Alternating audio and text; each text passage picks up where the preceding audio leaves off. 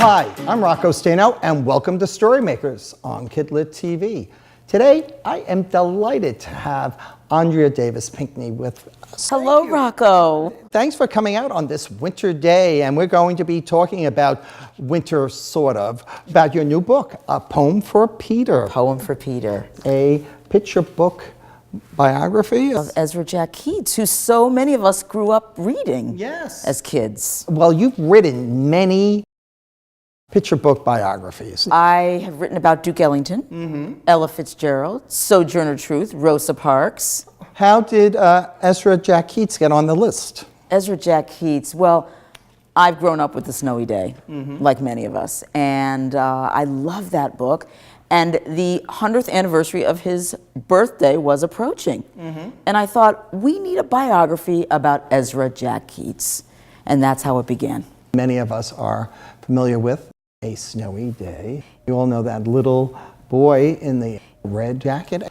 So why Ezra Jack Keats? I was born around the same time that The Snowy Day was published. And I loved that book. It was my favorite book. And I visit with students and I think, why don't you find out about a book that was published the year you were born?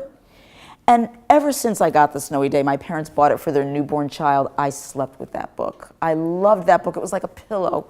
It brought me so much comfort, and I've loved it ever since. Do you still have the copy? I still have the copy. That's terrific. Oh my gosh, I love The Snowy Day, as many of us do. The book really began when I went out in my Brooklyn neighborhood and made a snow angel, and there were the snowflakes coming down, and I heard the beginning, the narrative for A Poem for Peter. There's a photo, I think, in the book. A snow angel. A snow angel, yes. People think that authors are very serious people, that we sit on a computer using spell check. That is research. Go out and make a snow angel. So this winter, when it snows, we both suggest that you go out and make a snow angel. Any tips on making snow angels? Yes.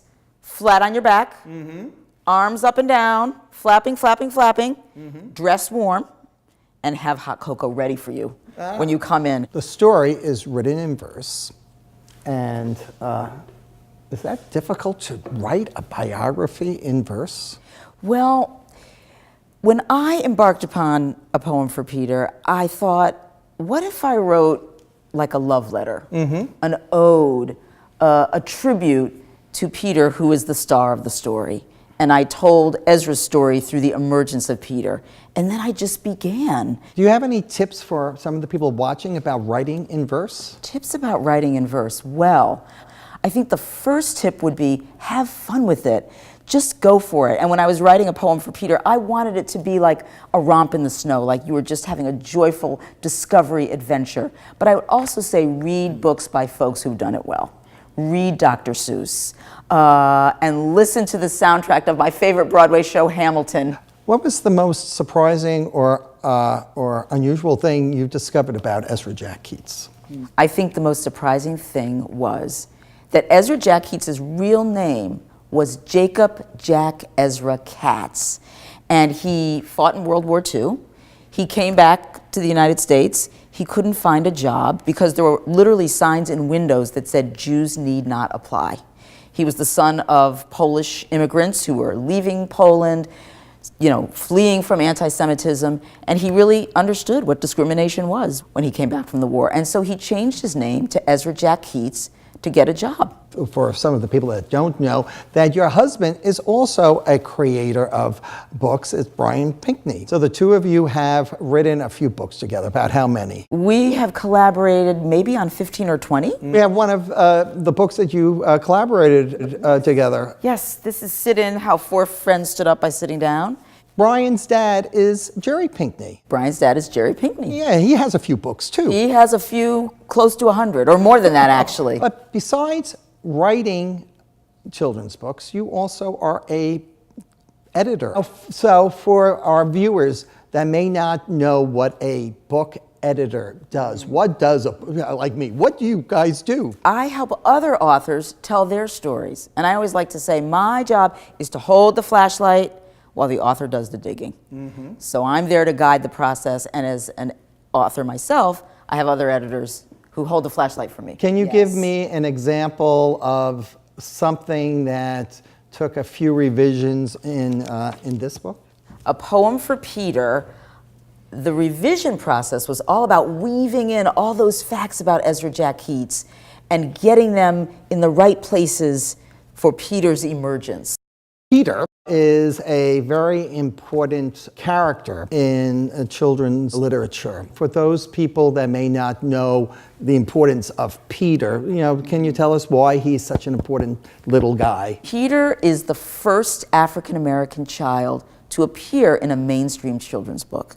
And I love that, but I also love the fact that in The Snowy Day, his race is never mentioned, because it's not about that. It's about fun and discovery and joy and exuberance, and that's what I wanted to get into the book itself. It takes more than one person to create a book, and the author, and in this case, 2 illustrators. Yes. And they are? Steve Johnson and Lou Fancher, a husband and wife team, just like myself and Brian. Yes. Did an amazing job. Their illustrations echo what Ezra Jack Keats did. They're gorgeous collage, kind of multi-dimensional illustrations. So you must have a favorite illustration. Well, let me say that there are so many to love because there's so many beautiful illustrations, but I do have a favorite. Okay. My favorite spread is this one, with the emergence of Peter, that beautiful brown face coming through a snowy scene. It's just divine. Will you be kind enough to read a portion of the book for us? Oh, of course. As I mentioned, this is kind of a love letter. It's an ode to Peter, written in a poetic narrative, and we learn about Ezra Jack Keats in the process.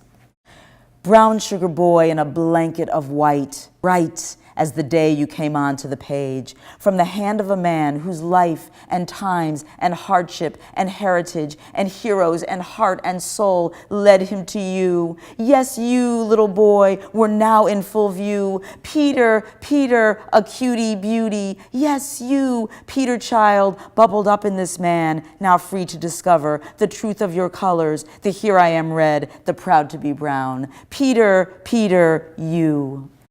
There was a special project right after the book came out. And what was that project? It was the Red Mitten Campaign. When A Poem for Peter was published, the publisher, Viking, joined forces with First Book. First Book is a nonprofit organization that gets free books into the hands of kids in poverty. So every time an Ezra Jack Keats book was purchased, or A Poem for Peter, red mittens and a free book were donated to a child in need. There is something on Amazon about A Snowy Day, isn't there? Yes, yes. There's an Amazon Prime animated special that was produced in part by the Ezra Jack Keats Foundation. Right. And it's an animated version of The Snowy Day. It's delightful. It's the perfect little Saturday night movie. This year, 2017, Peter is going to be featured on a U.S. postage, actually on 4 U.S. That's right. postage stamps. So that's coming up sometime this year. So go to your local post office and ask for the Snowy Day stamps. I have a special Peter gift for you. Oh my goodness. Okay, a little Peter